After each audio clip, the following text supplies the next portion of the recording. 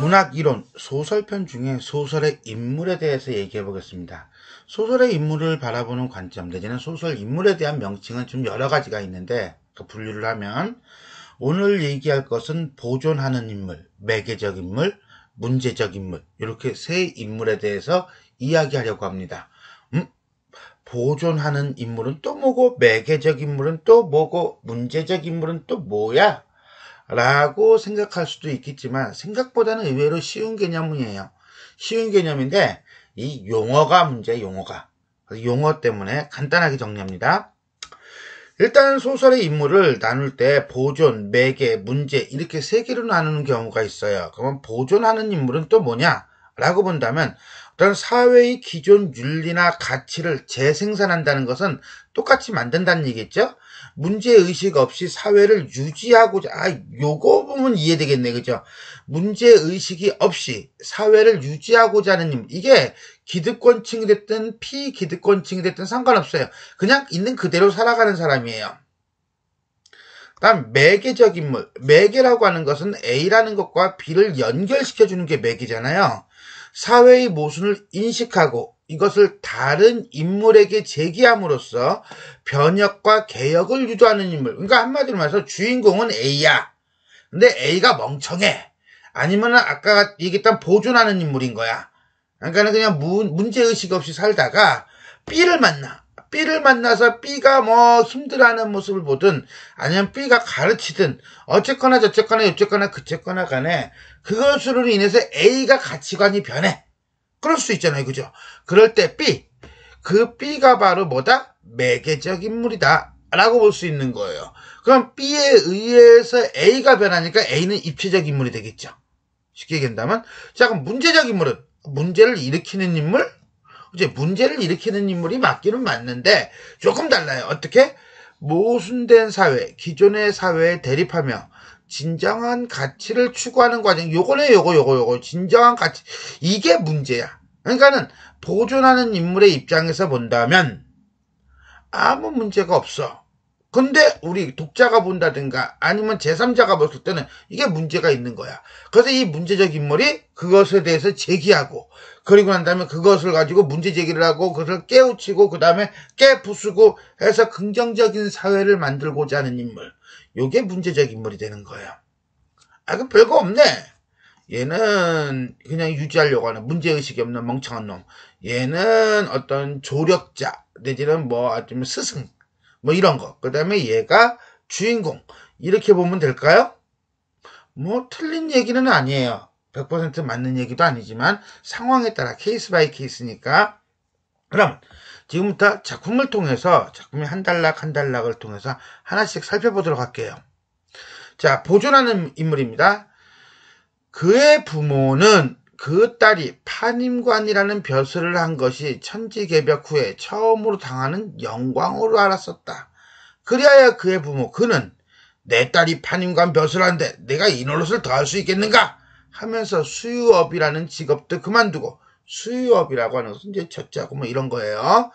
이제 그 딸이 있는 곳으로 가서 살려고 새 양반 노릇을 하려는 배심이었다.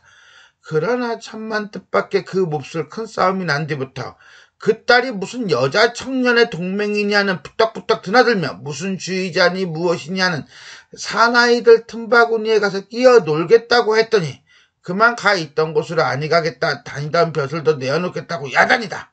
그런데 이 그의 부모 짜증나지. 야 이년의 가시네야. 네 백정놈의 딸로 벼슬까지 하였으면 묻어나지. 그보다 더 무엇은 나은 것이 있더냐. 그러니까 뭐야. 얘는 뭐예요. 벼슬을 하면은 모든 게 만사 오케이인 사람이죠. 최고의 가치관을 뭘로 본 거예요. 기존 시스템 안에서 벼슬을 하는 걸로 본 거죠. 그래서 이 그의 부모가 바로 보존하는 인물이다 라고 볼 수 있겠네요. 로사와 부모의 갈등, 세계를 바라보는 관점의 차이. 다음은 매개적 인물입니다. 자, 여긴 대화로만 이루어져 있네요. 그럼 우리를 두던해주던 사람도 이 세상에 있구려. 이쁜이는 죽은 사람이 다시 산 것처럼 희한하게 생각되었다. 그렇지. 사람은 기운차게 살아야 돼. 설사 죄를 짓더라도 사람으로서 진실하게 해야 하느니. 어쩌면 그이가 말을 그렇게 잘한다오. 일본 가서 대학교 공부를 하지 않았나. 두 사람의 대화는 어둠 속에서 도란도란하였다. 이쁜이는 돌쇠에게 온몸을 실리다시피 치기면서 걸음을 떼어놓았다.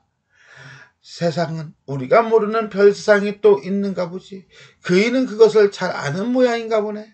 돌쇠는 무엇을 골똘히 생각하다가 무심코 이런 말했다. 참말로 우리도 그런 세상에서 살아보았으면. 그들은 한동안 아무 말 없이 걸어갔다. 자, 여기서는요, 이쁜이와 돌쇠의 대화죠. 그래요. 이쁜이와 돌쇠의 대화를 통해서 뭐 하고 있습니까? 우리를 두던해주던 사람, 그이에 대한 얘기를 하고 있는 거예요. 자기들 얘기 아니라 그 사람에 대한 얘기를 하는데, 그 사람이 가만히 내용을 보니까 어때요? 죽은 사람이 다시 산 것처럼 희한하게 생각하고, 그 다음에 이쁜이와 돌쇠가 그동안 가지고 있던 가치관을 바꾸게 해준 인물이죠. 어떤 수동적이고 소극적이고 아까 봤던 로사의 부모처럼 어떤 보존하는 인물로 살던 이쁜이와 돌쇠에게 그렇게는 살아서는 안 된다라고 가치관을 부여해주고 깨닫게 해준 인물. 이 그이가 바로 뭐가 되겠다? 매개적 인물이 되겠다. 자, 여기서는 매개적 인물이 직접적으로 등장하는 것이 아니라 다른 두 사람의 대화 속에서 매개적 인물이 등장하는 그런 경우라고 보시면 되겠습니다.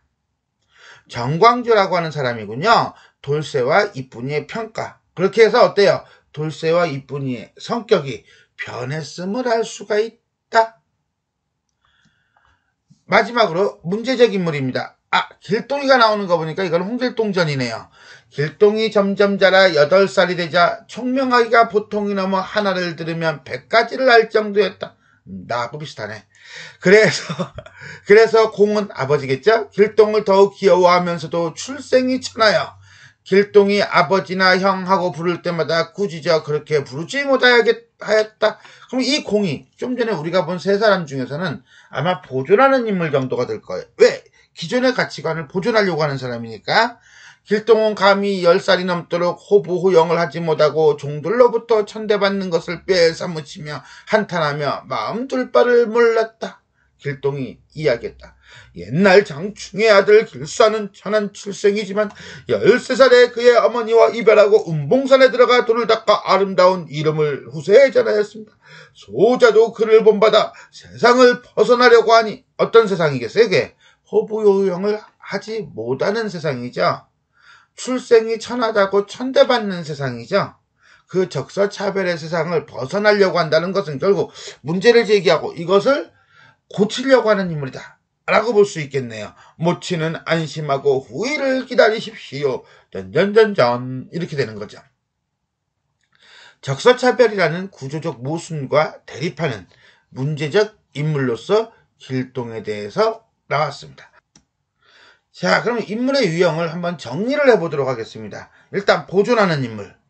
기존 사회 규범에 종속되는 인물로서 문제의식이 없는 인물이다. 매지적 인물. 타인의 가치관 변화에 영향을 주는 인물로서 입체적 인물을 만들어주거나 또는 그 자신이 입체적 인물인 경우도 있어요. 문제적 인물. 사회에 대립하며 진정한 가치를 추구하는 인물, 즉 주제의식을 드러내는 인물이다. 문제의식을 가지고 현 상황을 타개하고자 하는 인물이다. 이렇게 볼 수가 있겠네요. 자, 지금까지 소설의 인물 중에 보존하는 인물, 매개적 인물, 문제적 인물 이렇게 세 인물에 대해서 살펴보았습니다. 수고하셨습니다.